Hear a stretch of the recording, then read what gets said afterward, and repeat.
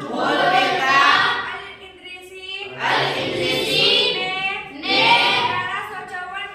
1154 में बनाया था जहाँ जो नक्शा दिया गया है वह उसके द्वारा बनाए गए दुनिया के बड़े मानचित्र का एक हिस्सा है और भारतीय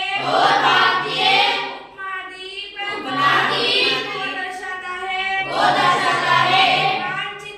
मानचित्र दो एक फ्रांसीसी मानचित्रकार ने 1720 में बनाया था।